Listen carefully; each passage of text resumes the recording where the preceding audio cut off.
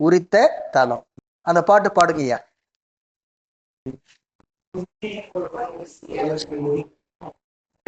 முத்தி கொழுவி முழங்கு எரி வேள்வியுள் சக்தி கருதிய தாம்பல தேவரும் அத்தீயினுள் எழுந்து அன்று கொலையே அத்தி உரி அரண் ஆவது அறிகிறார்.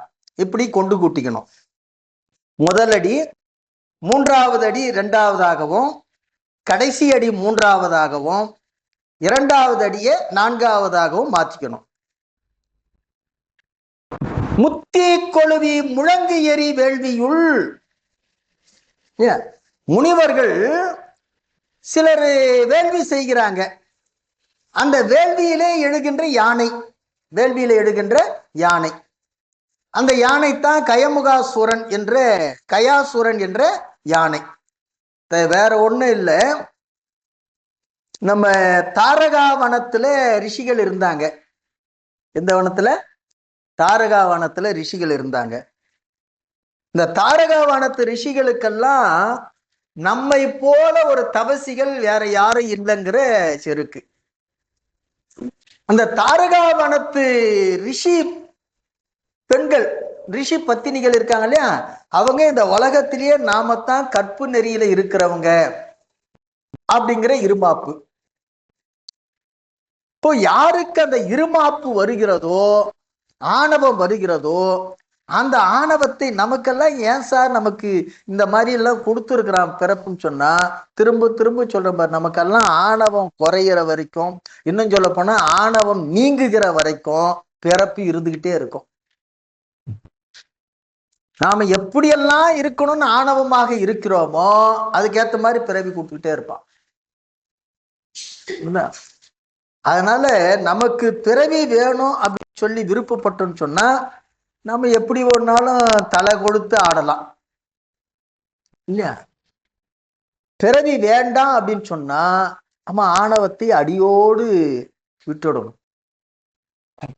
இந்த ரிஷி பத்தினிகளுக்கெல்லாம் அந்த ஆணவம் இருந்ததுனால சிவபெருமான் என்ன சொன்னா, அந்த ஆணவத்தை வாங்குவதற்காக பிச்சாண்டவர் கோலத்தோடு போகின்றார். இந்த கோலத்தோடு போகிறார், பிச்சாண்டவர் கோலத்தோடு. பெருமானுக்கு சுந்தரன் ஒரு பெயர் உண்டு. என்னது? சுந்தரன் பெயர். அதனாலதான் தன்னுடைய பெயரையே கொடுத்து சுந்தரா வருகன்னா. யார? ஆளாள சுந்தரன இல்லையா. அப்போ இந்த சுந்தர வடிவத்தோடு செல்லுகின்ற போது இந்த ரிஷி பத்தினிகள் அத்துணை பேரும் இவர் பின்னாடி போறாங்களாம். யார் பின்னாடி? இந்த பிச்சாண்டவர் பின்னாடி. அதனால இந்த சாரகாவனத்து ரிஷிகளுக்கெல்லாம் கோபம். உடனே அவர்கள் ஒரு அபிசார வேள்வியை செய்து அந்த வேள்வியில ஒரு யானையை எழுப்பி அந்த யானையை சிவபெருமான் மீது ஏவுகிறார்கள். அந்த யானையினுடைய மதத்தை அடக்கி அதனுடைய தோலை போர்வையாக போர்த்தி கொண்டவர் தான் யாரு? சிவபெருமான். அந்த வீரத்தை வெளிப்படுத்திய தலம் திருவழுவூர்.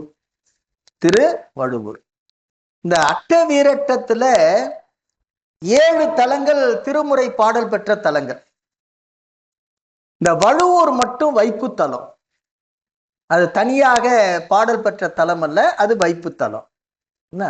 அது எங்க இருக்குன்னு சொன்னா, மயிலாடுதுறையிலிருந்து திருவாரூர் போகின்ற பாதையில ஒரு 7-8 கிலோமீட்டர் தூரத்துக்கு போகணும்னு சொன்னா வலப்பக்கம் ஒரு சாலை பிரியும். அந்த சாலையிலிருந்து ஒரு 2 கிலோமீட்டர் உள்ள போனோம்னா அந்த ஊர் இருக்கும், திருவழுவூர். ரொம்ப அற்புதமான தலம். இடையில குளம் இருக்கும், குளத்துக்கு அடுத்து தான் அந்த கோயில் இருக்கும். இப்படி அந்த ரொம்ப பழமையான கோயில். அங்க முன்னாடி பார்த்தீங்கன்னு சொன்னா அந்த யானையை போர்த்த அந்த திருமேனி இருக்கும். பெரும்பாலும் நாம் அதை பார்க்கறது இல்லை. பெரும்பாலும் உள்ள மூலவரை பார்த்துட்டு வந்துடுறோம். இந்த எப்படி திருக்கடவுர்ல யமனை சூளத்தால குத்துகின்ற அந்த திருமேனி இருக்கிறதோ அதுபோல இந்த யானையை அப்படியே 2 காலு கீழே இருக்கும். யானையினுடைய 2 காலு கீழே இருக்கும். இந்த 2 காலும் மேல அப்படியே போர்வையா வரும், கொடை மாதிரி. அப்படி ஒரு உற்சவ திருமேனி அந்த வழுவூர்ல இருக்கும். அந்த திருமேனியை பார்த்துட்டு வாங்க போகும்போது. இப்ப இந்த முத்தி கொழுவி முழங்கி எரி வேள்வியுள் என்ன, ஆமா ஆமாம், அது இந்த முத்தி கொழுவி முழங்கி எரி வேள்வியுள், அந்த முனிவர்கள் செய்த அந்த வேள்வியில அந்த கயாசூரன் யானை உருவினனாகி அந்த கயாசூரன் வெளிப்பட்டு சக்தி கருதிய தாம்பல தேவரும் அந்த ஆற்றலை, அதாவது எல்லா தேவர்களும் நம்முடைய ஆற்றல் தான் பெரிது என்று தம்முடைய சக்தியே பெரிதாக கருதி கொண்டிருக்கக்கூடிய தேவர்கள் தாமும் அந்த வேள்வியிலே விழுந்து இறந்து போவதற்கு ஒப்பாக என்ன செய்கிறான் பெருமானும் சொன்னா, அத்தி உரி அரண் ஆவது அருகில, அந்த யானையை உரித்து போர்வையாக போற்றுக்கொண்ட அந்த பெருமானிய ஆற்றலை அறிந்து கொள்ளாமல் இருக்கின்றார்கள் என்று இந்த செய்தியை இந்த சிவபெருமான் நேரடியாக செய்த வீர செயல்ல இது ஒன்று. சலந்தரனை பிளந்ததற்காக நேரடியாக செய்தார். அதே மாதிரி இந்த யானையை உரித்ததற்காக நேரடியாக செய்தார். இது கந்த புராணத்துல காசியில நிகழ்ந்ததாக சொல்லப்படுகிறது. கந்த புராணத்துல காசியில நிகழ்ந்ததாக இந்த வரலாறு சொல்லப்படுகிறது. இதுல தெரிந்து கொள்ள வேண்டிய தத்துவம் என்ன, இந்த திருமந்திரம் உணர்த்துகின்ற தத்துவம் என்னன்னு சொன்னா, ஐம்பொறிகளை யானையாக கூறுவது மரபு. ஐம்பொறிகளை யானையாக உருவகிப்பது எது? மரபு. ஏன்னா யானைத்தான் பலம் பொருந்தியது. இந்த ஐம்புலன்களும் அப்படி பலம் பொருந்தி இந்த ஆன்மாவை அதன் வழி இட்டு செல்லக்கூடிய ஆற்றல் உடையது என்பதனால ஐம்பொறிகளை யானையாக உருவகித்து சொல்லுவது மரபு. இது தேவர்கள் பலரும் மதம் கொண்ட யானை போல செயல்களை செய்கிறார்கள். அந்த ஐம்பொறி சூழலில் அகப்பட்டு சுழலுகின்றார்கள். பார்க்கிறோம் இல்லையா? இந்திரன் கெட்டதும் பின்னாலே பாடுறாங்கல்ல, பாட்டே வந்துடுச்சு இல்லையா? அப்போ தேவர்களே ஆனாலும் கூட அந்த ஐம்புலன்களின் வாயிலாக அகப்பட்டு சுழலுகின்ற ஆன்மாக்களே. ஆனால் சிவபெருமான் ஒருவன் தான் இந்த ஐம்புலன்களை வென்று நிற்கக்கூடிய பெருமான் என்பதை உணர்த்துவதற்காக யானையாக உருவகிக்கப்படுகின்ற ஐம்புலன்களை வென்றவன் என்பதை உணர்த்துவதற்காக யானையை உரித்தான். இதுதான் அந்த திருமந்திரம் சொல்லுகின்ற தத்துவம். இதை புரிந்து கொள்ள வேண்டும். அப்ப யாரெல்லாம் ஐம்புலன்களை வெல்ல வேண்டும் என்று எண்ணுகிறார்களோ அவர்களெல்லாம் சிவபெருமானையே உறுதியாக பற்றி கொள்ள வேண்டும். ஏன்னா அவன் தான் எதை வென்றவன்? ஐம்புலன்களை வென்றவன் என்று சொல்லுகிறார். அதற்கு அடுத்ததாக திரு கடவுர் வீரட்டம். என்ன வீரட்டம்? கடவுர் வீரட்டம். மூலத்வாரத்து மூலம் ஒருவனை மேலை துவாரத்து மேலுற நோக்கி முற்கால் உற்று காலனை காய்ந்து அங்கி யோகமாய் ஞாழ கடவுர் நலமாய் அமர்ந்ததே என்று சொல்லுகிறார். சிவபெருமான் நேரடியாக செய்த தலங்களில் இதுவும் ஒன்று. இது நிகழ்ந்த இடம் காசியில் மணிக்கன்னிகை துறை நிகழ்ந்ததாக கந்த புராணம் பேசுகிறது. காசியில மணிகன்னிகை என்ற ஒரு இடம் இருக்குதான், அந்த இடத்துல நிகழ்ந்ததாக இது சொல்லப்படுகிறது இந்த நிகழ்ச்சி.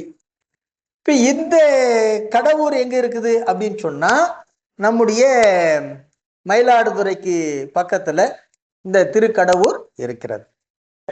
திருக்கடையூர், அது திருக்கடவுர், என்ன திருக்கடவுர் தான் திருக்கடையூர் என்று சொல்லப்படுகிறது.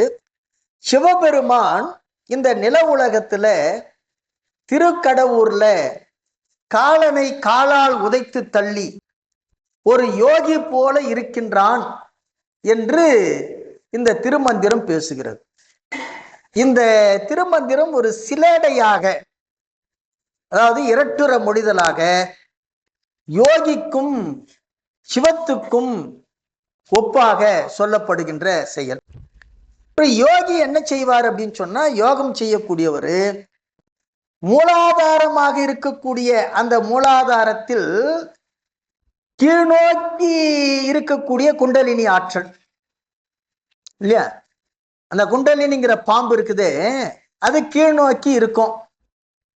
அதை என்ன பண்ணுன்னு சொன்னா, இந்த மூச்சு பயிற்சியின் வாயிலாக இடநாடி பிங்கள நாடியில் செல்லுகின்ற அந்த காற்றை என்ன பண்ணுவாங்கன்னு சொன்னா, சுழுமுனை நாடியில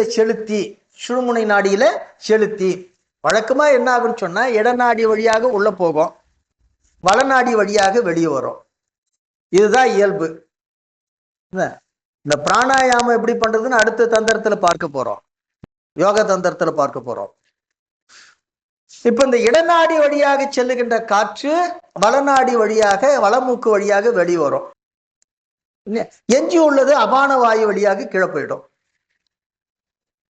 இப்படி இந்த காற்று இடநாடி வழியாக உள்ளே சென்ற காற்று கும்பிக்கப்பட்டு வயிற்றுல கும்பகம் செய்யப்பட்டு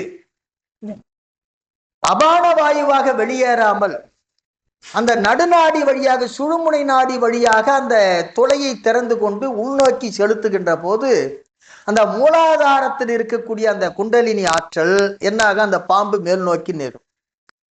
மேல் நோக்கி செல்லுகின்ற போது அந்த உயிரை மேல அப்படியே தள்ளிக்கிட்டு மேல போகும். அப்படி சென்று சுழுமுனைக்கு மேலாக இருக்கக்கூடிய இந்த புருவ நடு, இந்த புருவ நடு தான் லாடத்தானம் என்று சொல்லக்கூடிய ஆஞ்சைத்தானம்.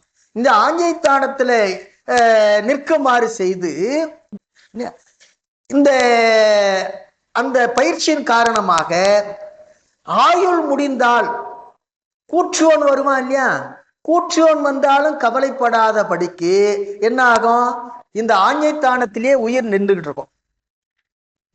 அப்படிப்பட்ட ஆற்றலை உடைய யோகி போல திருக்கடையூரில் இருக்கின்றான் என்று ஒரு யோகிக்கு இந்த செய்தி சொல்லுகிறார். அதே மாதிரி சிவபெருமானை பற்றி சொல்லுகின்ற போது இந்த நிலவுலகமாக இருக்கக்கூடிய இந்த திருக்கடவுரிலே மார்கண்டேயனுக்காக அந்த காலனை தன்னுடைய காலால் உதைத்து அந்த கடவுரிலே எழுந்தருளி இருக்கின்றான் என்று சிவபெருமானை பற்றி சொல்லுகின்ற போது இப்படி சொல்லுகிறார். அப்போ சிலேடையாக சொல்லுகின்ற இந்த பாடல் என்ன கருத்தை உணர்த்துகிறது அப்படின்னு சொன்னா, நாம குண்டலினி ஆற்றல் எழுகின்றதோ இல்லையோ சிவபெருமானை ஆஞ்ஞை தானத்தில் வைத்து வழிபாடு செய்ய வேண்டும். எந்த தானத்தில் வைத்து வழிபாடு செய்ய வேண்டும்? ஆஞ்ஞை தானத்தில் வைத்து வழிபாடு செய்ய வேண்டும்.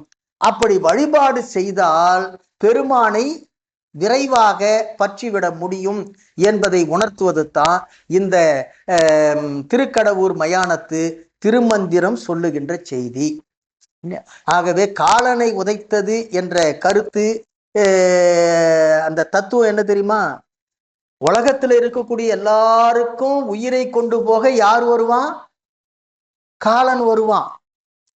ஆஞ்ஞைத்தானத்துல வைத்து புருவ மத்தியில வைத்து சிவபெருமானை தியானிக்க வல்லவர்களுக்கு காலன் வரமாட்டான். யார் வரமாட்டான்?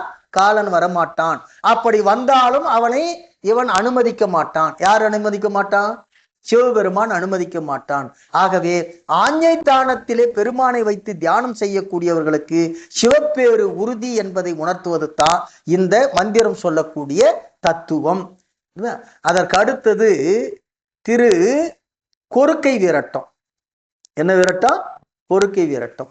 இதுவும் சிவபெருமான் நேரே செய்த செயல். இது எங்க நிகழ்ந்ததுன்னு எல்லாருக்கும் தெரியும். எங்க நிகழ்ந்தது? காமனை எரித்தது எங்க? கொருக்கையில எரிக்கல, கைலாயத்துல நடந்த நிகழ்ச்சி இது. எங்க நடந்தது? கைலாயத்துல. அததான் திரும்ப சொல்றேன். ஆனா கொருக்கையில அது ஒரு நினைவு தளமாக சொல்லப்படுகிறது. இருந்த மனத்தை இசையை இருத்தி பொருந்திய லிங்க வழியது போக்கி திருந்திய காமன் செயலழித்து அங்கன் அருந்தவ யோகம் கொருக்கை அமர்ந்ததே என்று சொல்லுகிறார். திருமூலர் ரொம்ப அருமையா தான் சொல்றாரு. அருந்தவ யோகம் கொருக்கை அமர்ந்ததே அப்படின்னு சொல்லிட்டாரு. ஆமா, திரு குறுக்கை தான். குறுக்கை என்பது கொருக்கை என்ற மருவீர். இப்போ இது நம்முடைய தர்மயாதின நிர்வாகத்தில் இருக்கக்கூடிய ஒரு பெரிய தலம். சமீபத்துல திருப்பணி நடந்தது என்று எண்ணுகிறேன். இல்ல, திருப்பணிக்கு முன்னதாக சென்று வந்தது, அதுக்கப்புறம் தெரியல. இருந்த மனத்தை இசைய இருத்தி, அதாவது தன் வழி நின்ற மனத்தை, யார் வழி நின்ற மனத்தை? பொதுவா உயிர்கள் எல்லாம் சிவபெருமானைத்தான் துணையாக பற்றி நிற்கக்கூடிய பொருள். உயிர்கள் மீது ஒரு குற்றமும் கிடையாது அப்படின்னு நாம சொல்றோம். ஆனா சிவபெருமானையே எண்ணி இருக்க வேண்டிய இந்த மனமானது, சிவபெருமானையே எண்ணி இருக்க வேண்டிய அதாவது தன் வழி நின்ற மனத்தை, சிவபெருமான் வழி நின்ற மனத்தை நம் வழி பொருந்துமாறு செய்து, உயிர் வழி பொருந்துமாறு செய்து நிறுத்தி, அதற்கு பிறகு என்ன செய்யறாரு? லிங்க வழியே போக்கி. லிங்கம்ங்கிறது என்னன்னு சொன்னா குறி. லிங்கம்ன்றது குறி இல்லையா? ஆண் குறியும் பெண் குறியும். அந்த உறுப்பு வழியாக அந்த மனதை செலுத்தி சிற்றின்பத்தில் நாட்டமுடையவராக ஆக்கி. இது ஆணை முன்னிலைப்படுத்தி திருமூலர் பேசுகிறார். இங்க லிங்கம்ங்கிறது ஆண்குறி. அந்த வழியாக மகளிருடைய விருப்பத்தை நாடும்படியாக செய்யக்கூடியவன் யாரு? காமன். காமன் தான் மன்மதன். அவன் தான் உயிர்களுக்கு ஆசையை ஊட்டக்கூடியவன் என்று சொல்லுவார். ரொம்ப வாரியார் ரொம்ப இந்த காமனை எரித்த செய்தியை சொல்லுகின்ற போது ரொம்ப அருமையா சொல்லாரு. அவன் மன்மதன் இருக்கானே, அவன் இந்தியாவுக்கு ஒரு மன்மதன், இங்கிலாந்துக்கு ஒரு மன்மதன், அமெரிக்காவுக்கு ஒரு மன்மதன், ஆப்பிரிக்காவுக்கு ஒரு மன்மதன்லாம் கிடையாது. அவன் எல்லாருக்கும் காமன்வாரு. அப்படின்னுவாரு. அப்படி இந்த காமன் என்பது காமத்தை ஊட்டுபவன் யாரு? காமன். இச்சையை ஊட்டுபவன் காமன். அந்த காமனுடைய செயல் அழித்து அங்கன் அருந்தவ யோகம் கொருக்கை அமர்ந்ததே இல்லையா? அந்த செயலை முடித்த அந்த சிவபெருமான் அந்த கொருக்கை நகரிலே, கொருக்கை வீரட்டத்திலே யோக நிலையில் அமர்ந்திருக்கின்றான் என்று அந்த தவயோக நிலை, இதுதான் அவனுடைய நிலை என்று சொல்லப்படுகிறது என்று சொல்லுகிறார். நீங்க பார்த்தீங்க சொன்னா கொருக்கையில சிவலிங்க பீடம் இருக்கும். அந்த ஆவுடை இருக்கு இல்லையா, ஆவுடைக்கு கீழே அஷ்டபந்தன மருந்து பண்ணி இருக்கக்கூடிய ஒரு பீடம் இருக்கும் இல்லையா? எல்லா ஆவுடையும் ஒரு பீடத்துக்கு மேல வச்சு அஷ்டபந்தனம் எண் மருந்து போட்டு அதை நிறுத்தியிருப்பாங்க. அந்த பீடத்துல தாமரை மலர் இருக்கும். தாமரை மலர் பதிஞ்சிருக்கும். எதுல? அந்த பீடத்துல. எங்க? கொருக்கையில. அது பெரும்பாலும் ஆடையை சாத்தியிருப்பாங்க. அப்படி குருக்கள் கிட்ட தனியா போய் பேசி அப்படி நாம அப்பதான் பார்க்க முடியும். அதெல்லாம் இப்பதான் பார்க்க முடியும். அப்ப என்ன பண்ணணும்னு சொன்னா, நம்ம குழுவா போனா கூட குழுவுக்கு மக்கள் எல்லாம் கொஞ்சம் அப்படியே அமைதியா இருக்கு சொல்லி குருக்கள் கிட்ட தனியான அப்படிதான் செய்யறது. அந்த பீடத்தை மறைச்சி இருக்கக்கூடிய ஆடைய கொஞ்சம் விலக்கி அந்த தாமரை மலரை காட்ட சொல்லுவார் கற்பூர ஆரத்தில. என்ன அந்த திருமேனியெல்லாம் இதனாலதான் இந்த திருமேனிக்கு இப்படி பெயர் அமைஞ்சிருக்குன்றது தெரியணும் இல்லையா?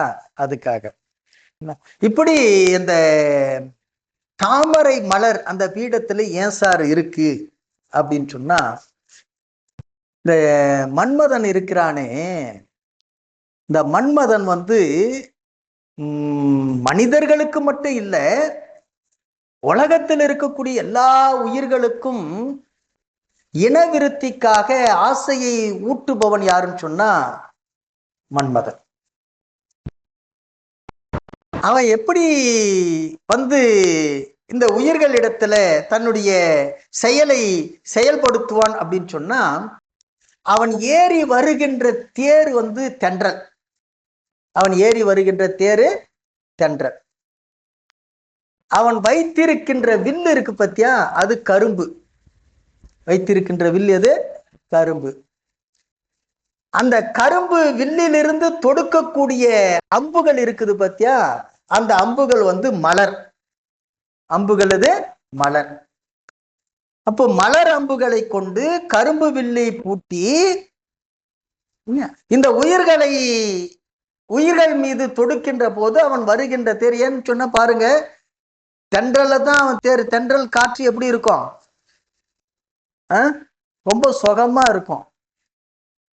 ஒரு உயிருக்கு அந்த உணர்வுகளை தூண்டுவதற்குரிய எல்லா சூழல்களையும் கொண்டு தான் அவன் என்ன பண்றான்னு சொன்னா, மன்மதன் இந்த உயிர்களுக்கு ஆசையை தூண்டுகிறான், ஊட்டுகிறான். அந்த அம்புகள் 5 அம்புகள்.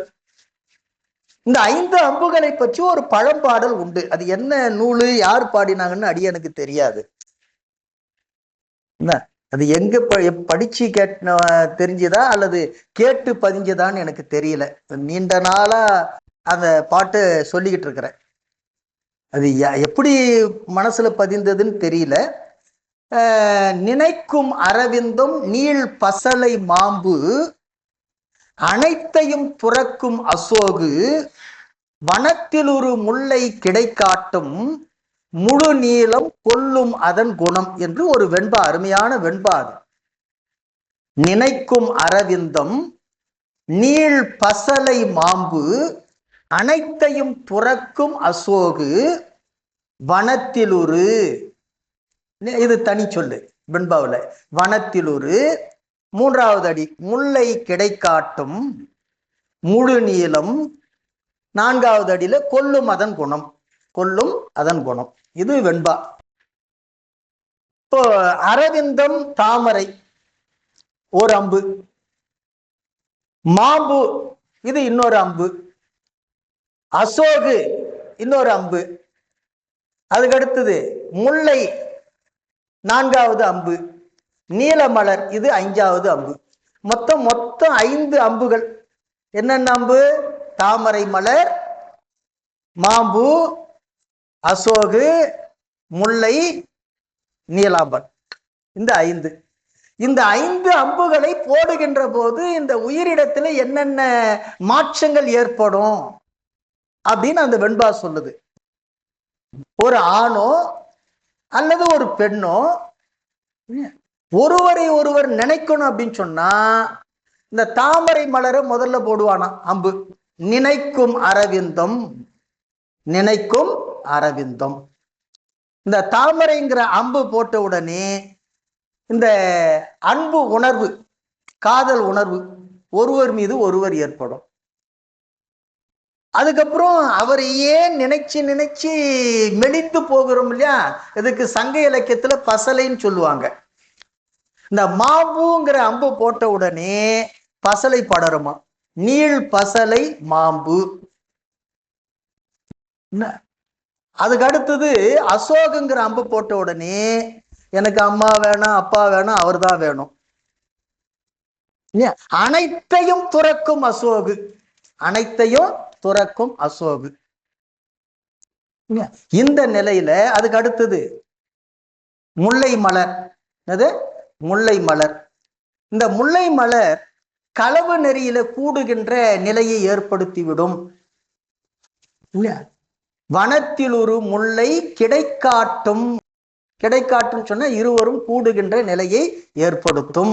எது? முல்லை மலர். எந்த நேரத்துல? முல்லை எப்போ பூக்கும்? இப்ப எப்போ கூடுவாங்க? அப்போ மாலையில. அப்போ மனத்தில் ஒரு முல்லை கிடைக்காட்டும். அந்த கூட்டத்தின் விளைவாக அதையே எண்ணி எண்ணி எண்ணி உருகுகின்ற நிலையை நீலமலர் முழு நீளம் கொல்லும் அதன் குணம். அந்த நீலாம்பல் அம்ப போட்டோன்னு சொன்னா அவர்களையே எண்ணி எண்ணி எண்ணி இருக்கின்ற நிலை ஏற்படும் என்று இந்த 5 அம்புகளுக்கும் உரிய செயல்களை இந்த பழம் வெண்பா ஒன்று பழம்பாட்டு சொல்லுகிறது. இப்ப நம்மால என்ன பண்ணாருன்னு சொன்னா, சிவபெருமான் யோகத்தில் இருக்கிறாரு. சிவபெருமான் யோகத்தில் இருக்கிறாரு.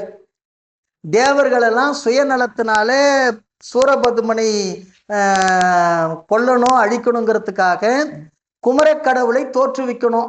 அதுக்காக யோகத்திலிருந்து அவரை எழுப்பணும். யோகத்திலிருந்து எழுப்பணும். யாரும் கிட்ட போறதுக்கு பயப்படுறான் இல்லையா? அதனால இப்ப குமரக்கடவுள் தோன்றுனா என்ன ஆகும்? உமையும் சிவமும் சேரணும், சக்தியோடு சிவம் சேரணும். இப்ப என்ன செய்யறா?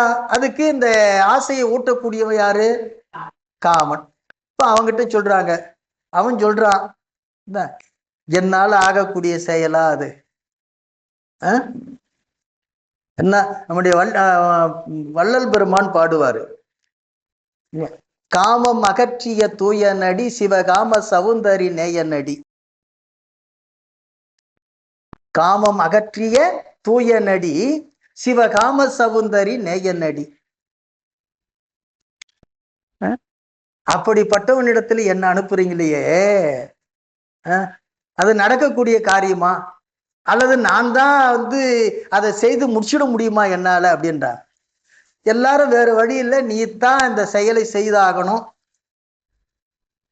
நினைக்கிறா. என்ன நிலை ஏற்படும்? நாம அவ்வளவுதான், போனோம்னா திரும்ப போறதில்லை, திரும்ப போறதில்லை அப்படின்னு தெரியும். ஆக உலக நன்மைக்காக தன்னை தியாகம் செய்வதற்காக என்ன பண்றான் மன்மதன்? அந்த கரும்பு வில்லை எடுத்துக்கிட்டு ஒரே அம்புதான் போட்டான். ஒரே அம்புதான் போட்டான். என்ன அம்பு? நினைக்கும் அரவிந்தம்.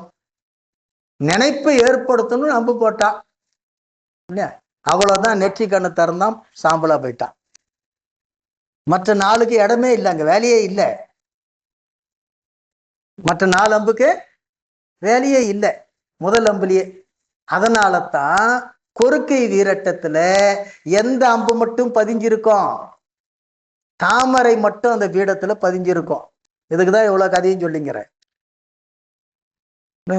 அப்போ இந்த செய்தி என்ன? அப்படி இந்த இந்த வீரட்ட திருமந்திரம் என்ன கருத்து நமக்கு உணர்த்துதுன்னு சொன்னா, காமத்தீயை அவ்வளவு எளிதாக வென்றுவிட முடியாது. அதற்கு வழி என்னன்னு சொன்னா, காமத்தகனனாக இருக்கக்கூடிய சிவபெருமானை முழுமையாக சாருதல் ஒன்றே இதற்கு வழி என்பதை உணர்த்துவது தான் இந்த திருமந்திரத்தினுடைய தத்துவம். இப்ப 8 வீரட்ட தலங்களிலும் 8 வீர செயல்களை செய்த திருமந்திரங்கள்ல ஒவ்வொன்றிலையும் ஒரு கருத்தை நாம பார்த்தோம். புராணம் சொல்லுகின்ற செய்தி வேறு இல்லையா? ஆனா அந்த புராணத்தின் வாயிலாக நாம அறிந்து கொள்ள வேண்டிய தத்துவங்கள் வேறு. இப்ப எல்லாவற்றையும் செய்யக்கூடியவன் யாரு? எல்லாம் வல்ல ஆற்றல் உடையவன் யார் என்று சொன்னால் சிவபெருமான். அவனை சாருவது தான் ஒரே தீர்வு என்ற நெறிக்கு நாம் வர வேண்டும். ஒரு பழைய பாடல் ஒன்று, அதாவது இந்த 8 வீரட்டத்தை பற்றி சொல்லுகின்ற பாடல். பூமன் சிரம் கண்டி அந்தகன் கோவல், அதுக்கடுத்தது தாம் அதிகை மாமன் பரியல் சலந்தரன் விற்குடி மா வழுவூர் காமன் கொறுக்கை யமன் கடவுர் இந்த காசினியில் தேமண்ணு கொன்றையும் திங்களும் ஆடி தன் சேவகமே என்று பேசுகிறார். கடைசியா எப்படி முடிக்கிறாரு? தேமண்ணு கொன்றையும் திங்களும் ஆடி. தேன் கமழுகின்ற கொன்றை மாலையையும் திங்களையும் சடையிலே சூடி ஆடிக்கொண்டிருக்கக்கூடிய பெருமான் அவன் தன் சேவகமே. அவனுடைய அருள் தான் இது எல்லாமே, அவனுடைய அருள் தான் என்று சொல்லுகிறார். அப்போ பூமன் சிரம் கண்டி, கண்டியூர்ல பிரம்மனுடைய தலை அறுக்கப்பட்டது. அந்தகாசூரனை அழித்தது திருக்கோவலூரில். புறம் அதிகை, முப்புறத்தை எரித்தது அதிகையில. மாமன் பரியல், மாமன் பரியல் யாரு? சிவபெருமானுக்கு மாமன் யாரு? தட்சன், தாட்சாயனுடைய அப்பா. அதனால மாமன் பரியல், தட்சனுடைய தலை வெற்றிய இடம் திருப்பரியலூர். சலந்தரன் விற்குடி, சலந்தரன் விற்குடி. மான்னா யானை, யானையை உரித்தது எது? வழுவூர். காமனை எரித்தது கொருக்கை. யமனை உதைத்தது கடவுர், யமனை உதைத்தது கடவுர் என்று இந்த வீரட்ட தலத்தை பற்றி இப்படி பதிவழியில் வீரட்டம் எற்று என்ற அதிகாரத்துல பேசினார். அதற்கு அடுத்ததாக லிங்க புராணம். என்ன புராணம்? லிங்க புராணம். இந்த லிங்க புராணம்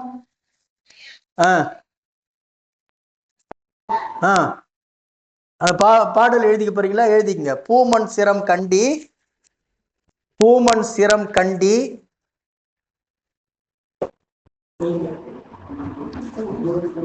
அந்தகன் கோவல், அந்தகன் கோவல்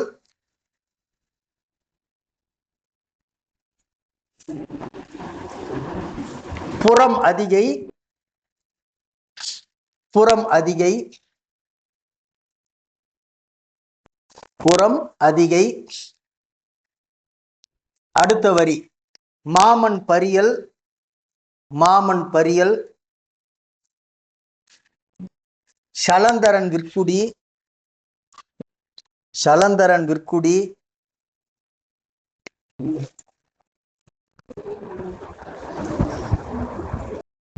சலந்தரன் விற்குடி. மா வழுவூர், மா வழுவூர். மூன்றாவது அடி காமன் கொருக்கை, காமன் கொருக்கை. யமன் கடவுர், யமன் கடவுர்.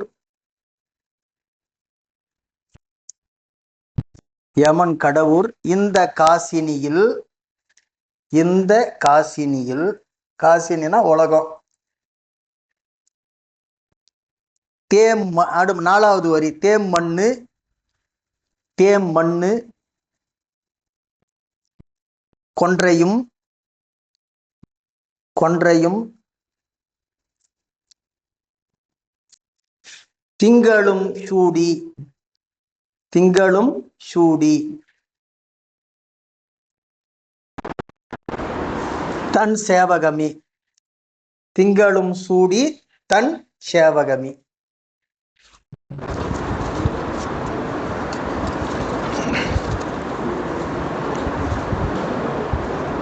அடுத்ததாக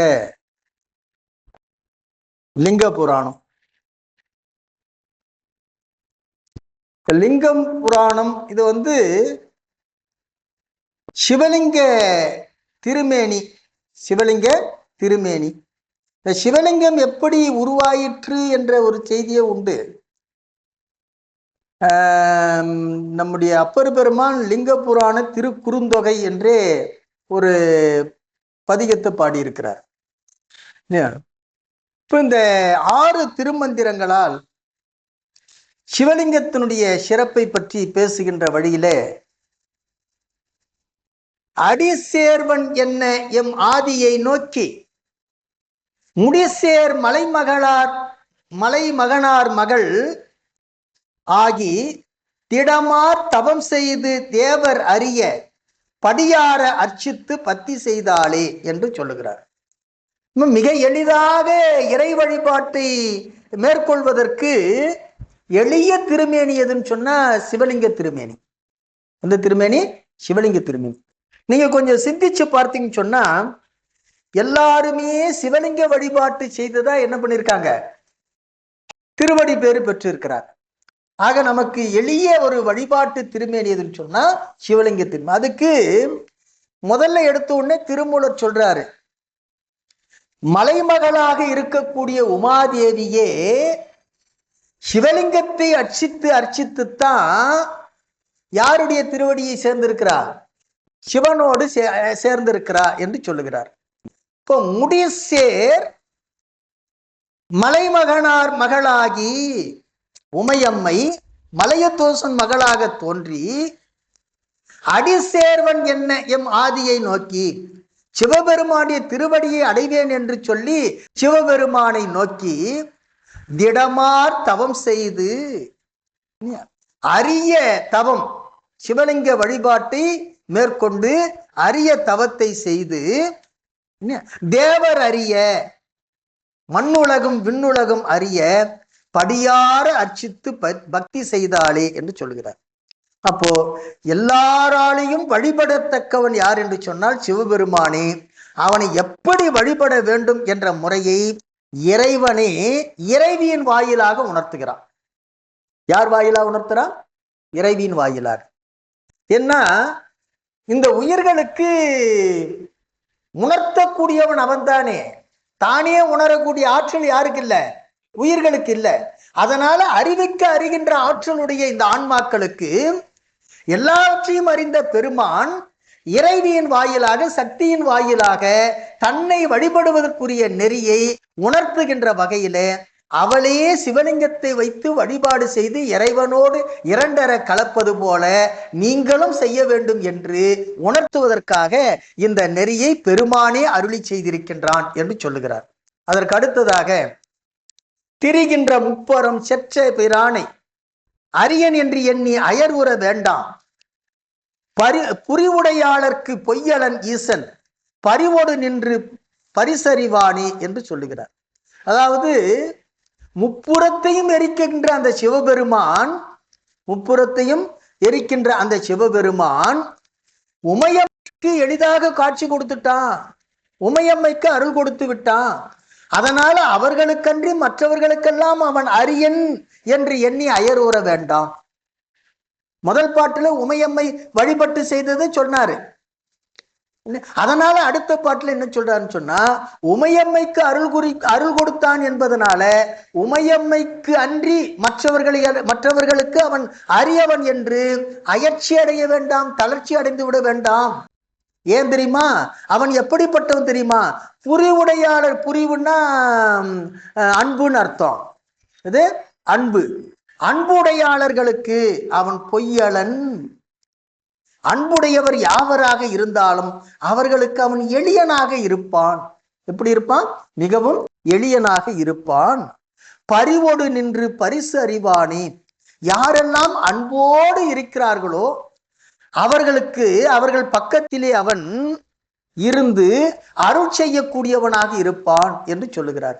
யார் யார் எந்த அளவிலே பெருமான் மீது அன்பு செய்கிறார்களோ அந்த அளவிற்கு அருள் புரியபவன் என்பதனால பயன் கருதியும் கூட அவனை வழிபடலாம், பயன் கருதியும் கூட வழிபடலாம். அப்போ உலகியல் பயன் வேண்டும் என்று சொன்னால் அதற்கு ஏற்றாற் போல அவன் பருளை கொடுப்பான். எனக்கு இது வேண்டாம், எனக்கு வீட்டு பயன் தான் வேண்டும் என்று சொன்னால் அதுக்கு ஒரு அன்பர் ஒருத்தர் சொன்னாரு, நம்ம இருக்கிற வீடுன்னு சொல்லக்கூடாதுன்னுவார். இதை இல்லாமன்னுதான் சொல்லணும். என்னன்னு சொல்லக்கூடாது? நான் வீட்டுக்கு போறேன்னு சொல்லக்கூடாது அப்படின்னு. வீடுங்கிற சொல்லு திருவடி ஒன்றுக்குத்தான் பொருந்தும் என்று சொல்லுவார். ஆகவே அந்த திருவடி பேச்சு பயனை கருதுபவர்களுக்கு அந்த பயனையும் கொடுப்பான். இங்கே இல்ல பேச்சுக்கு தேவையானதையும் அவன் கொடுப்பான். யார் யாருக்கு என்ன பயனோ அதை கொடுப்பான் என்று சொல்லுகிறார். அதற்கு அடுத்தது ஆழி வளம் கொண்டு அயன்மால் இருவரும் ஊழி வளம் செய்ய ஒன்சுடர் ஆதியும் ஆழி கொடுத்தனன் அச்சுதற்கு அவ்வழி வாழி பிரம்மர்க்கும் வாழ் கொடுத்தானே என்று சொல்ல. ரொம்ப அற்புதமான திருமந்திரம் இது. யார் யாருக்கு என்னென்ன வேண்டுமோ அதையெல்லாம் கொடுக்கக்கூடியவன் சொன்னோம் இல்லையா? அப்படிப்பட்ட சிவபெருமான் ஆழி வளம் கருதி, ஆழி வளம் கொண்டு, ஆழி வளம் கொண்டு, ஆழின்னா ஆழம்னு அர்த்தம், இங்க முகிதின்னு அர்த்தம். இங்க என்ன பொருள்? மிகுதி. வளம்னா வலிமைன்னு அர்த்தம். வளம்னா என்னது? வலிமை. மிகுதியான வலிமை கொண்டு, என்ன வலிமை? நான் தான் பெரியாளு, நான் தான் பெரியாளுன்னு சொல்லி ரெண்டு பேரும் என்னுடைய ஆற்றல் தான் பெரியது, நான் தான் தலைவன் என்று வலிமை கொண்டு அயன்மால் இருவரும், பிரம்மாவும் திருமாலும் ரெண்டு பேரும் தருக்கி ஆணவத்தோடு இருந்து எவ்வளவு காலம்? ஊழி வளம் செய்ய ஓர் ஊழி காலம் போர் புரிந்தார்களாம். இது ஓர் ஊழி காலம் போர் புரிந்தாங்க. யார் ரெண்டு பேரும்? திருமாலும். அப்பாவுக்கும் பிள்ளைக்கும் ஏன் சண்டை வருதுன்னு தெரியுதா? அவங்களே அப்படிதான் சண்டை போட்டுக்கிறாங்க பொழுது. இப்படித்தானே புராணம் சொல்லுது. திருமாலுடைய உந்தியில பிறந்தவன் தான் யாரு? பிரம்மான்னு சொல்லுது. அப்ப பிரம்மா புள்ள, அப்பா திருமாலு. அவங்க ரெண்டு பேரும் நான் தான் பெரியவன்னு சண்டை போடுறாங்க. எவ்வளவு காலம் சண்டை போட்டிருக்காங்க? ஓர் ஊழி காலம். இல்ல, இப்படி புரிகின்ற போது ஒன் சுடர் ஆதியும், பெரும்பான் என்ன பண்றான்? சுடர் வடிவாக அழல் பிழம்பாக அவங்க முன்னாடி தோன்றுகிறான். மிகப்பெரிய ஒரு அழல் பிழம்பாக அவர்கள் முன்னாடி தோன்ற உடனே என்ன செய்கிறான்? திருமாலு வணங்குகிறான். அப்படி வணங்கின உடனே ஆழி கொடுத்தனன் அச்சுதற்கு, வணங்கிய உடனே அவனுக்கு என்ன பண்ண? சக்கரத்தை கொடுத்தான். அதே போல பிரம்மா திருந்திய போது அவனுக்கும் வாள் கொடுத்தான். அவனுக்கும் வாள் கொடுத்து இவர்களுக்கு படைத்தல் தொழிலையும் காத்தல் தொழிலையும் செய்யுமாறு அருளையும் கொடுத்தான் என்று சொல்லுகிறார். அருளையும் கொடுத்தான். அப்போ இதுல ஒரு தத்துவ கருத்து என்ன அப்படின்னு சொன்னா, ஆன்மாவினுடைய இயல்பு தவறு செய்வது தான். ஆன்மாவுடைய இயல்பு தவறு செய்வது. அந்த தவறு என்று திருந்திய பிறகு, தவறு என்று திருந்திய பிறகு அதுக்கு பிராயச்சித்தம் என்னன்னு சொன்னா, ஒரே ஒரு பிராயச்சித்தம் தான். சிவபெருமானை வணங்குவது தான் பிராயச்சித்தம். அதாவது இங்க போ அங்க போன்னு சொல்லி எல்லாம் சொல்றாங்க இல்லையா? எந்த பிராயச்சித்தமும் கிடையாது. எது? சிவபெருமானை வணங்குவது தான் பரிகாரம், வேறு ஒரு பரிகாரம் கிடையாது. அதைத்தான் இங்க சொல்றாரு. இப்ப ரெண்டு பேரும் தரிக்கி திரிந்தார்கள். முன்னாடி தோன்றிய உடனே அவனிடம் சரணடைந்த பிறகு அவர்களுக்கு அருளை கொடுத்தான். யாரு? சிவபெருமான். ஆகவே சிவபெருமான் செருக்குற்றவர்களுக்கும் திருந்திய பிறகு அருளை கொடுக்கக்கூடியவன் என்பதை இந்த திருமந்திரம் உணர்த்துகிறது. அதற்கு அடுத்து பாரு, தாங்கி 20 தோளும் தடவரை ஓங்க எடுத்தவன் ஒப்புயில் பெருவழி ஆங்கு நெறித்து அமரா என்று அழைத்த பின் நீங்கா அருள் செய்தான் நின்மலன் தானே என்று சொல்லுகிறார். இந்த ராவணன் இருக்கானே, இந்த ராவணன் புஷ்ப விமானத்துல போய்கிட்டு இருக்கிறான்.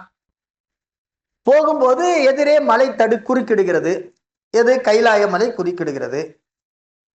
குறுக்கிடுகின்ற போது இந்த கைலையை சுற்றி கொண்டு போ அப்படிங்கிறான். என்னுடைய விமானம் சுற்றி கொண்டெல்லாம் போகாது அப்படின்னு ஆணவத்தோடு என்ன பண்றான்னு சொன்னா, இந்த கைலாயத்தை அப்படி கொஞ்சம் தூக்கி வச்சிடுறேன், அப்புறம் போகட்டும் அப்படின்னா. கைலாயத்தை தூக்கி வச்சிருங்க. அப்ப எவ்வளவு ஆணவம் இருக்கு பாருங்க.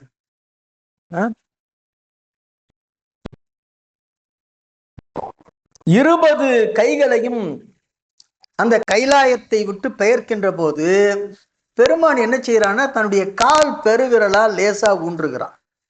ஊன்றிய உடனே அந்த 20 கரங்களும் என்ன ஆயிடுச்சு? மாட்டிக்கிச்சு உள்ள. ஊழி காலம் அவன் என்ன பண்றான்? அழுதுகிட்டே இருக்கிறான். ஊழி காலம் அழுதுகிட்டே இருக்கிறான்.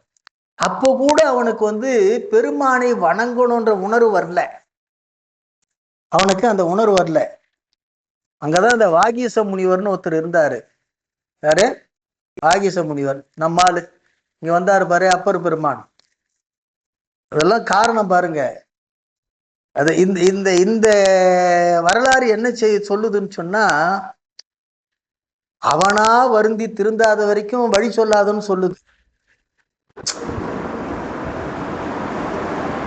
ராவணன் என்ன செய்யறான்னா, கரங்கள் மாட்டிக்கிச்சேன்னு அழறானே தவிர பெருமானை நினைக்கணுன்ற எண்ணம் வரல. அப்பதான் சொல்றாரு, நீ எத்தனை ஊழி காலம் அழுதாலும் இந்த துன்பம் தீராது. பெருமான் இசை பிரியன், உனக்கு நல்லா இசைக்க தெரியும், அதனால நீ அவனை இசையால மயக்கி அருள் வாங்கிக்கோ அப்படின்னு சொல்லி அவர் ஒரு யோசனை சொல்றாரு. யாரு?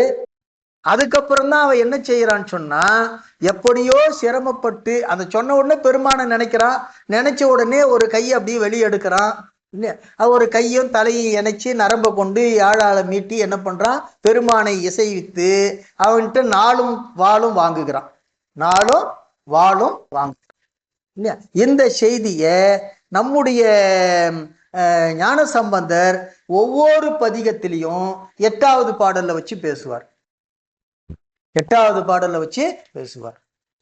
இப்படி தாங்கி 20 தோளும் தடவரை, தடவரைன்னா பெரிய மலைன்னு அர்த்தம். எந்த மலை? கைலாய மலை. ஓங்க மேல் எழுகின்ற மாதிரி எடுத்தவன், ஒப்புயில் பெருவலி, ஒப்பில்லாத அந்த பெரிய வலிமையை ஆங்கு நெறித்து சும்மா அப்படி ஒரு விரலால அப்படி வச்சான். மிதிச்சிருந்தான்னா அவன் கதை காலி. விரலால லேசா ஊன்றினான். அப்படி ஊன்றிய உடனே அவன் என்ன சொன்னான்? அமரா அப்படின்னா இறைவா என்று அந்த ராவணன் அழைத்த பின், நீங்கா அழிவில்லாத வரத்தை அருள் செய்தவன் யாருன்னு சொன்னா நின்மலன் என்று சொல்லுகிறது. நீங்கா அருள் செய்தான் நின்மலன் தானே. இந்த நீங்கா அருளுங்கிறது அழிவில்லாத வரம்னு அர்த்தம். நீங்காவா? நீங்கவா? நீங்கல, நீங்கா. நீங்கா அருள் செய்தான், நீங்கா அருள் செய்தான், அழிவில்லாத வரத்தை கொடுத்தான் என்று சொல்லுகிறார். அப்போ சிவபெருமான் அந்த ராவணனுக்கு மரக்கருணையை காட்டி அவனுடைய ஆணவத்தை அடித்து அறக்கருணையினால அவனுக்கு அருளை சொடுத்தான் என்று சொல்லுகிறது.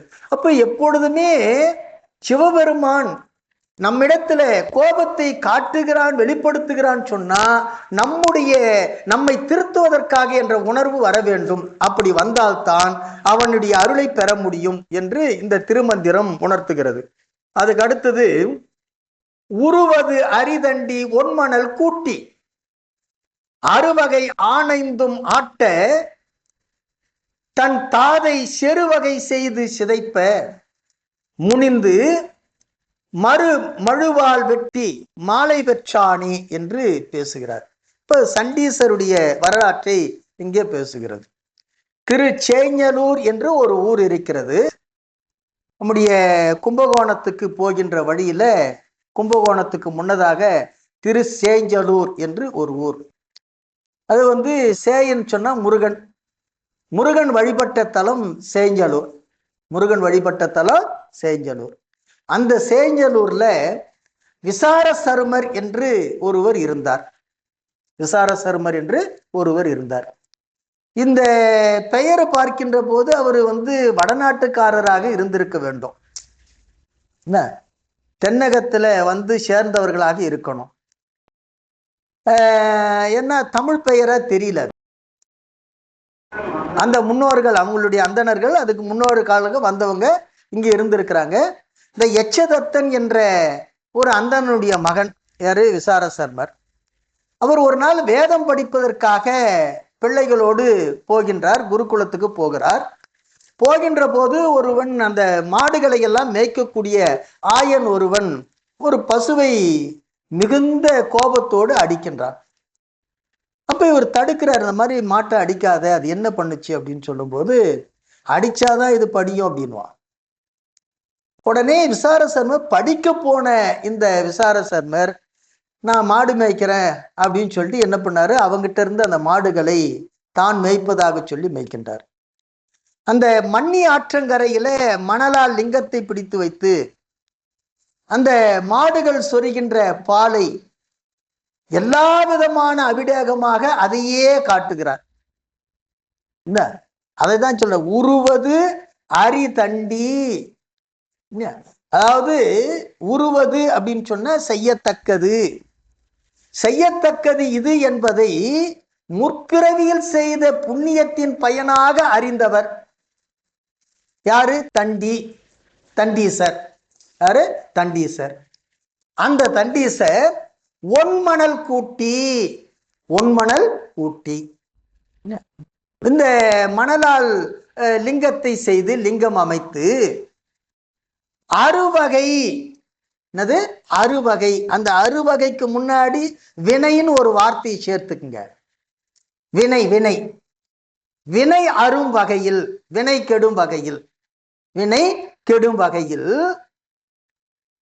ஆணைந்தும் ஆட்ட. இந்த பசுவினுடைய பாலையே எல்லா திருமஞ்சனமாக ஆட்ட. ஏன்னா அங்க ஆணைந்து அப்படின்னு சொன்னா பால், தயிர், நெய் எல்லாம் கிடையாதுங்க இல்லையா? பஞ்சகவி அது அப்பா பால் தான் நெய், பால் தான் தயிர், பால் தான் கோமளம், பால் தான் கோசலம், எல்லாமே அதுதான். அப்படி கருதி ஆட்ட வழிபாடு செய்ய அவனுடைய தந்தை யாரு? எச்சதத்தன். அவன் சொல்றான், மற்றவங்க எல்லாம் சொல்ற பேச்சு கேட்டு என்னுடைய புள்ள பாலை கறந்து இதுல ஊத்துறான், மணல்ல கொட்டிட்டான் அப்படின்னு சொல்லி எல்லாரும் சொல்லுகின்ற போது நான் கண்டிக்கிறேன் என்று மறைந்து நின்று பார்க்கிறார். அதே போல சிவபூசை செய்து சிவலிங்கத்தை அமைத்து இந்த பாலை கறந்து ஆணைந்து ஆட்டுகின்ற போது இவர் நல்ல யோகத்துல இருக்கிறாரு. அந்த எச்சதத்தன் பிள்ளையை அடிக்கிறார். எவ்வளவு அடித்தும் யோகத்திலிருந்து அவர் மீளல. அந்த கோபம் பட்டு தன் வசம் இழந்த அந்த எச்சதத்தன் அபிடேகத்திற்காக கறந்து வைத்திருந்த அந்த பாலை, பால் குடத்தை எட்டி உதைக்கிறான். இதுல அருணை வடிவேல் ஐயா ஒரு கருத்தை சொல்றாரு. என்ன சொல்றாருன்னா, சேக்கிழார் பெருமான் அத கொஞ்சம் நாசூக்கா எழுதியிருக்கிறாரு. ஏன்னு சொன்னா, எச்சதத்தன் பால் குடத்தை உதைக்கல, சிவலிங்கத்தினுடைய திருமுடி மேலதான் அவனுடைய கால் பட்டது. அவன் சிவலிங்கத்தை உதைத்தான் சொல்லி எழுதுவது மங்களகரமாக இருக்காது என்பதற்காக சேக்கிழார் பெருமான் நமக்காக அவன் பால் குடத்தை உதைத்தான் அப்படின்னு எழுதினாரு அப்படின்னு அருணை வடிவேலையா சொல்றாரு. அப்போ தன் மீது அடித்த போது, தன்னை உதைத்த போதும் அடித்த போதும் உணர்வு பெறாத அந்த விசார சர்மர் அந்த பால் குடத்தை இடறிய போது உணர்வு பெற்று இடறிய காலை தண்டிக்க வேண்டும் என்பதற்காக அந்த மாடு மேய்ப்பதற்காக வைத்திருக்கக்கூடிய அந்த தண்டம் கொம்பை எடுத்து அந்த இடறிய பக்கம் வீசுகிறார். அது மழுவாக மாறி என்ன பண்ணுது? காலை வெட்டுகிறது. தண்டை கொண்டு வீசியதுனால தண்டீசர் என்று அவருக்கு பெயர். அது சண்டீச பதம் என்று பின்னாடி வந்தது. ஆகவே தண்டீசர் தான் சண்டீசர் ஆனார். சண்டீசர் என்பது ஒரு பதவி. தண்டீசர் என்பது அவருடைய காரண பெயர், விசார சர்மருக்குரிய காரண பெயர். இந்த பதவி கொடுத்த பிறகு அவர் என்ன ஆயிட்டார்னா சண்டீஸ்வரர் ஆயிட்டார். இப்படி அந்த முனிந்து தன் தாதை செருவகை செய்து சிதைப்ப, முனிந்து மழுவால் வெட்டி மாலை பெற்றானே. இப்படி கொம்பு வீசிய போது மழுவாக மாறி அந்த தந்தையினுடைய காலை வெட்டி வீழ்த்துகிறது. வீழ்த்திய உடனே சிவபெருமான் என்ன செய்கிறான் சொன்னா, விசார சர்மருக்கு காட்சி கொடுத்து, என் பொருட்டு உன்னுடைய தந்தையை இழந்தாய், ஆகவே இனி நாமே உனக்கு தந்தை என்று சொல்லி தனக்கு சூடுவனவும் உடுப்பனவும் கொடுத்து சண்டீச பதவியையும் கொடுத்தார். இந்த சண்டீச பதவின்னா என்ன சார் அப்படின்னு சொன்னா, வேற ஒண்ணு இல்லை, பெருமானுடைய அருளை பெற்று தருகின்ற பதவி. அதனால்தான் சிவன் கோயிலுக்கு போனோம்னா நாம வழிபாட்டை எங்க முடிக்கணும் தெரியுமா? சண்டீஸ்வரத்துல முடிக்கணும், சண்டீஸ்வர இடத்துல முடிக்கணும். எது? தீர்த்த தொட்டி பக்கத்துல, தீர்த்த தொட்டி பக்கத்துல. அதாவது பெருமானிடத்துல அருள் பெற்று, அதாவது வேண்டுதல் வைக்கிறோம். அந்த வேண்டுதல் வைத்திருக்கக்கூடிய செய்திய யாருக்கிட்ட சொல்லிட்டு வரணும்? சண்டீசர்கிட்ட சொல்லிட்டு வரணும். அதை சொல்றதுக்காக சில பேர் என்ன பண்ணுவாங்கன்னா சொடுக்கு போடுவாங்க. அதெல்லாம் அவர் யோகத்துல இருக்கிறவரு. யோகத்துல இருக்கின்ற காரணத்தினால அவருக்கு எந்த உணர்வும் வராதபடிக்கு அதாவது அவருக்கு யோகம் கலையாத நிலைக்கு நாம் என்ன பண்ணோம், அந்த இடது உள்ளங்கையில வலது 3 விரலால ஒரு 3 முறை ஒற்றி எடுத்தாலே போதும். அதுதான் அவருக்கு நாம் உணர்த்தக்கூடியது. இந்த நிலையை கொடுப்பதுதான் சண்டீச பதவி. பெருமான் என்ன செய்யறார்? அடியார்களுக்கு கொடுக்கின்ற வரத்தை, கொடுக்கின்றதை இவர் வழியாக உணர்த்துவான். அதுக்குதான் அந்த பதவி. முதல்ல பிரம்மா இருந்திருக்கிறாரு. யார் இருந்திருக்கிறாரு? முதல்ல பிரம்மா இருந்திருக்கிறாரு. அந்த பிரம்மா எனக்கு இந்த பதவி வேலை பளு அதிகமா இருக்குது, அதனால வேற யாருக்காவது மாற்றி கொடுன்னு பெருமான் இடத்துல முறையிடுறான். தகுதியான ஆள் கிடைக்கட்டும்னு சொல்லி பெருமான் பார்த்துக்கிட்டு இருந்தான். அந்த நேரத்துல யமன் வந்தான். யமன் பொருத்தமா இருப்பான்னு சொல்லி யமன் கிட்ட கொடுத்தான். அவனும் கொஞ்ச நாள் வேலையை பார்த்தான். எனக்கு உயிரை எடுக்கிற வேலையே பெரிய வேலையா இருக்குது, அந்த வேலையோட இதை சேர்த்து செய்யறதுக்கு முடியல, அதனால வேற யாருக்காவது கொடுங்கன்னு சொல்லிட்டான். அப்பதான் அந்த பதவிக்கு யாரு பொருத்தமான ஆளுன்னு பார்க்கும்போது நம்முடைய விசார சர்மர் பொருத்தமா இருந்ததுனால அவருக்கு அந்த சண்டீச பதவியை கொடுத்தான். யாரு? சிவபெருமான். என்னமா இப்பெல்லாம் அந்த விசார சர்மர் தான் சண்டீசரா இப்பவும் இருக்காரா அது தெரியாது. அது தெரியாது. ஏன்னா பிரம்மா சண்டீசரா இருந்ததுக்கான சான்று சிதம்பரத்துல சண்டிகேஸ்வருடைய கருவறையில யாரு இருப்பார்னா பிரம்மா இருப்பான். சிதம்பரத்துக்கு போனீங்கன்னு சொன்னா இல்ல, சண்டிகேஸ்வரா யாரு இருப்பா? பிரம்மா இருப்பாரு. ஆமா, பிரம்ம சண்டீஸ்வரர்னு பேரு. திருவாரூர் போனீங்கன்னு சொன்னா யமன் சண்டீஸ்வரா இருப்பான். திருவாரூர்ல யாரு இருக்குது? யமன் சண்டீஸ்வரா இருப்பான். மற்ற இடங்கள்ல யாரு இருக்குதுன்னு சொன்னா நம்முடைய விசார சர்மர் தான் இருக்கிற. விசார சர்மர் தான் இப்ப நாம சொல்ற சண்டீசர். ஆனா அவர் தான் இருக்காரா அல்லது அந்த பதவி வேற யாருக்காவது மாற்றி கொடுத்துருக்காங்கன்னா நமக்கு தெரியாது. ஏன்னா விசார சர்மருக்கு அப்புறம் நமக்கு தகவல் நமக்கு சொல்வதற்கு சேக்கிழார் மாதிரி இன்னும் யாரும் வரல. பெருமான் யாரையும் அனுப்பல. புரியுதா? ஏன்னா நாம அவ்வளவு தவம் பண்ணியிருக்கிறோம். சரி, அதற்கு அடுத்ததாக சிவ வழிபாடு வீடு பேற்றை தரக்கூடியது. சிவ வழிபாட்டுக்கு இடையூறு விளைப்பவர்களுக்கு அந்த விளைவோரை விளைவித்தாலும் கூட அதை தண்டிப்பவர்களுக்கு சிவபுண்ணியம் சொல்லிட்டார் இல்லையா? அதனால தான் சேந்தனார் பாடுகின்ற போது என்ன சொல்லுகிறாருன்னு சொன்னா, தாதையை தாளர வீசிய சண்டிக்கும் அண்டத்தொடு உடனே பூதலத்தோறு வணங்க பொற்கோயிலும் போனகமும் அருளி சோதி மணிமுடி தாமமும் நாமமும் தொண்டர்க்கு நாயகம். இது எல்லாம் எதுக்கு தெரியுமா? பாதகத்துக்கு பரிசு வைத்தானுக்கே. அந்த வார்த்தையில பாரு, இதெல்லாம் என்ன பாதகம்? தாதையை தாளர வீசிய பாதகம் இல்லையா? அப்போ சிவபூசைக்கு இடையூறு செய்பவர்களை தண்டிப்பது கூட அது புண்ணியம். அது என்னவாகாது? பாதகமாக வராது, பாவமாக வராது. அந்த பாவத்துக்கு பரிசு உண்டு. இந்த பாவத்துக்கு பரிசு உண்டு. ஆகவே அது சிவ பூசைக்கு இடையூறு செய்பவர்கள் யாராக இருந்தாலும் அவர்களை தண்டிப்பதற்கு நாம தயங்கக்கூடாது. எப்போ? சிவச்சிந்தனையோடு இருக்கின்ற போது. எதோடு இருக்கின்ற போது? சிவச்சிந்தனையோடு இருக்கின்ற போது. ஏன்னா இவங்கெல்லாம் உலகியல்ல இல்லை, நாமெல்லாம் எங்க இருக்கிறோம்? உலகியல்ல இருக்கிறோம்.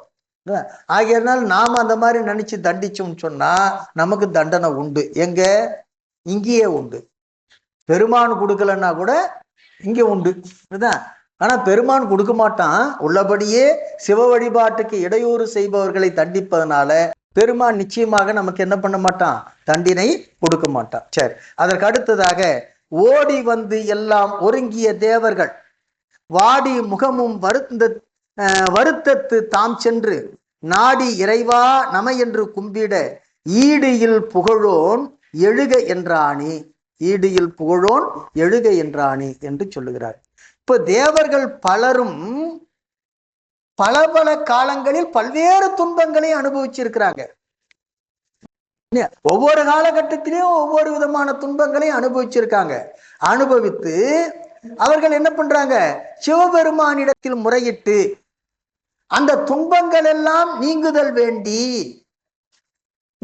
அவனுடைய அந்த பெருமானுடைய திருப்பெயர்கள் பலவற்றையும் சொல்லி, திருப்பெயர்கள் பலவற்றையும் சொல்லி இறைவா நம என்று கும்பிட மலர் தூவி போற்றி செய்ய ஈடியில் புகழோன் எழுக என்றானி. சிவபெருமான் அவர்களை அத்துன்பங்களிலிருந்து நீங்க செய்தான் என்று சொல்லுகிறார். அப்போ தேவர்கள், முனிவர்கள், அசுரர்கள், ராட்சதர்கள், மனிதர்கள் இப்படி எல்லோருமே சிவபெருமானை வழிபாடு செய்தே தாம் கருதிய பயனை அடைந்தார்கள். வேறு எந்த வகையிலும் அவர்கள் பயன் அடையவில்லை.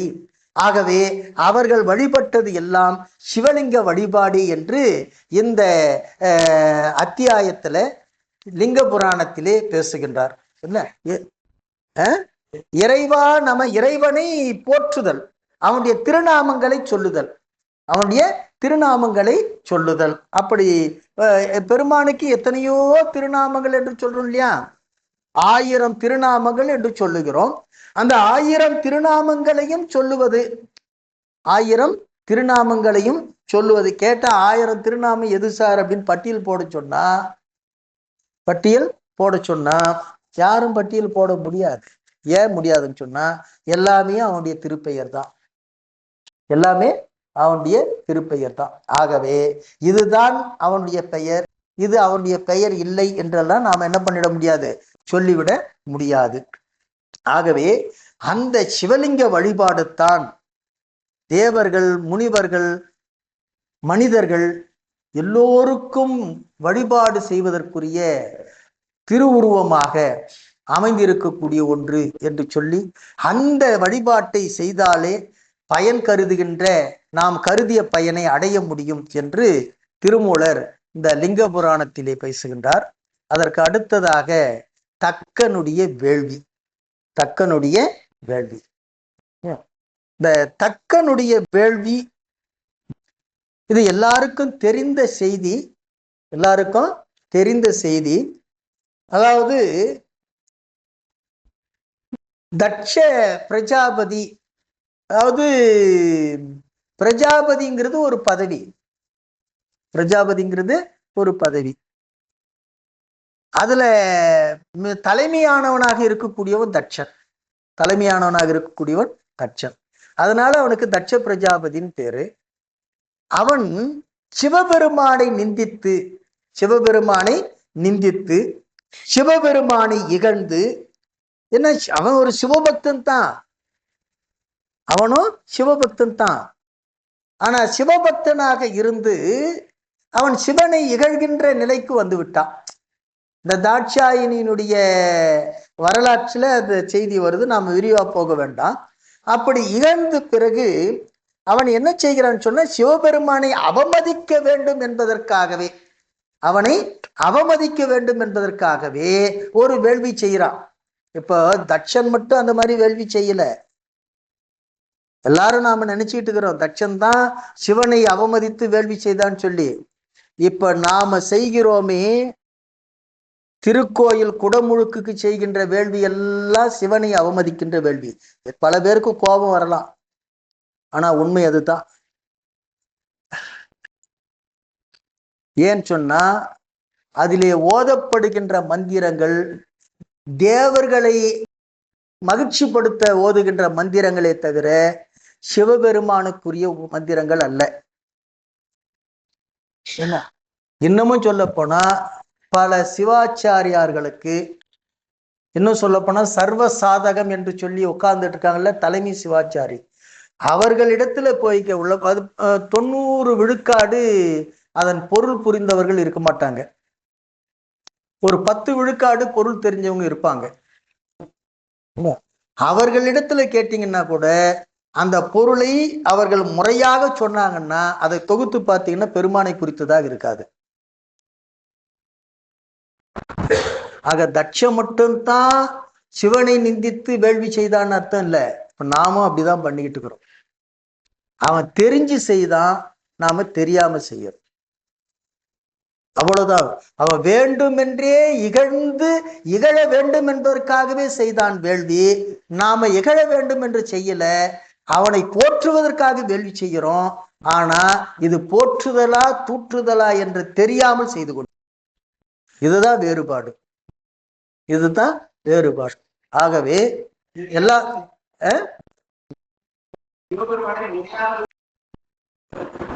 சிவபெருமானை நினையாமல் செய்யறது வேள்வி கிடையாது. அது வேள்வியா இருந்தாலும் கூட அது அந்த இடத்துல நீ தேவர்களுக்கு செய்தானே தேவர்களுக்கு செஞ்சுட்டு போ, அது தேவர்கள் என்ன பலனை கொடுக்குறாங்களோ வாங்கிக்கிட்டு போ. ஆனா ஒருபோதும் என்ன பண்ணக்கூடாதுன்னு சொன்னா சிவபெருமானை நினையாமல் செய்தாலும் கூட மன்னிக்கப்படலாம். ஆனால் இகழ்ந்து செய்யக்கூடாது. என்ன செய்யக்கூடாது? இகழ்ந்து செய்யக்கூடாது.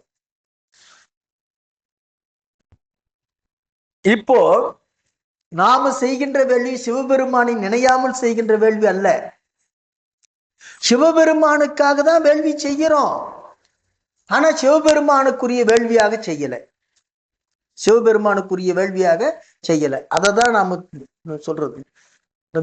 இன்னொரு செய்தி சொல்ற, இந்த வைதிக வேள்வியில முதல்ல யாருக்கு உணவு கொடுப்பார்கள்? அவின்னா உணவுன்னு அர்த்தம். அவின்னா என்னது? உணவு. தேவர்களுக்கு உணவு கொடுத்து விட்டு எஞ்சியதைத்தான் இறைவனுக்கு கொடுக்குறாங்க. நீங்க பாத்தீங்கன்னு சொன்னா முதல்ல இந்திரன், அக்னி, வாயு, யம, நிருதி எல்லாருக்கும் கொடுத்துடுவாங்க. அதுக்கப்புறம் தான் யாருக்கு கொடுப்பாங்க? சிவபெருமானை கொடுப்பாங்க. நீங்க நல்லா கவனிக்கணும். சும்மா போயிட்டு அப்படி வேடிக்கை பார்த்துட்டு வந்துடக்கூடாது. இல்ல, குறைந்தபட்சம் நீங்க மந்திரம் புரியலன்னா பரவாயில்ல, மந்திரம் புரியலன்னா பரவாயில்ல, ஏன்னா புரியாது. அதனால என்னது நம்ம மொழி கிடையாது, புரியாது. அந்த மந்திரத்தை சொல்லி அவி கொடுக்கின்ற போது, அதாவது பூர்ணாகுதி கொடுக்கின்ற போது, என்ன பூர்ணாகுதின்னா நிறை அவின்னு அர்த்தம். அந்த நிறை அவி கொடுக்கின்ற போது நீங்க கொஞ்சம் கவனிச்சிங்கன்னு சொன்னா முதல்ல அஷ்டதிக்கு பாலகர்களுக்கு கொடுத்துட்டு அதுக்கப்புறம் தான் என்ன பண்ணுவாங்கன்னு சொன்னா கொடுப்பாங்க. அப்போ எல்லாருக்கும் போட்டு மிச்சத்தை தான் பெருமானுக்கு போடுறாங்கன்னு அர்த்தம். அப்போ அவிங்கிறது வேற, அவிசுங்கிறது வேற. இப்ப அவர்கள் அவி தேவர்களுக்கு கொடுத்துட்டு, அவிசுன்னா மிச்சம்னு அர்த்தம். அவிசுன்னா என்னது? மிச்சம் இல்லையா? அந்த மிச்சத்தை யாருக்கு கொடுக்குறாங்கன்னு சொன்னா பெருமானுக்கு கொடுக்குறாங்க. நீங்க அதை எப்படி தெரிஞ்சுக்கலாம்னு சொன்னா, அந்த ஒவ்வொரு முறையும் சொல்லும் போது அந்த அஷ்டதிக்கு பாலர்கள் பேரை சொல்லியே கொடுப்பாங்க. அது முதல்ல கொடுத்தாங்கன்னா அது சிவ வேள்வி இல்லைன்னு அர்த்தம். அப்போ நாம தட்சந்தான் பெருமானுக்கு எதிராக இகழ்ந்து வேள்வி செஞ்சான்னு சொல்லிக்கிட்டு இருக்கிறோம். அவன் தான் பெருமானுக்கு அவி கொடுக்கறதுக்கு மறுத்துட்டான்னு சொல்லிக்கிட்டு இருக்கிறோம். அதுவே பரவாயில்ல, நான் கொடுக்க மாட்டேன்னு சொல்லிட்டான், தப்பு இல்லை. ஆனா நாம எச்சில போட்டுக்கிட்டு இருக்கிறோம். நாம என்ன போட்டுக்கிட்டு இருக்கிறோம்? எச்சில போட்டுக்கிட்டு இருக்கிறோம். இதெல்லாம் சொன்னா இந்த பெரிய பிரச்சனை ஆகும்தான், இருந்தாலும் சொல்லாம இருக்க முடியல. இதுதான் உண்மை, இதுதான் உண்மை. ஆகவே நாம இதையெல்லாம் இது நமக்கு திருமுறை தெளிவும் சித்தாந்த தெளிவும் வந்துவிட்டால் எது சிவ வேள்வி எது வைதிக வேள்வி என்பதை தெளிவாக புரிந்து கொள்ளலாம். அதற்கு பிறகு நாமே வேள்வி பண்ணலாம். தினந்தோறும் உள்ள வேள்வி பண்ணணும். புறத்தே வேள்வி இல்லை, உள்ள வேள்வி பண்ணிக்கிட்டே தான் இருக்கணும். பின்னாடி சொல்ல போறாரு நம்முடைய திருமூலர், அங்கி மிகாமை வைத்தான் அப்படின்ற சொல்லு ஆட்சியை வைத்து எங்கெல்லாம் வச்சிருக்கிறான்னு சொல்ல போறாரு. திருமந்திரம் எவ்வளவு அப்படியே தோண்ட தோண்ட அது கருத்து அப்படியே வந்துகிட்டே இருக்கு. அந்த மாதிரி தட்சனுடைய வேள்வியை பற்றி 9 திருமந்திரத்துல பேச இருக்கிறார். இது சிவனை நிகழ்ந்து செய்த வேள்வி. அந்த வேள்வியின் பயனாக என்ன விளைவு ஏற்பட்டது என்பதை இந்த தலைப்புல நாம சிந்திக்க இருக்கிறோம். உணவு இடைவேளைக்கு பிறகு சிந்திப்போம்.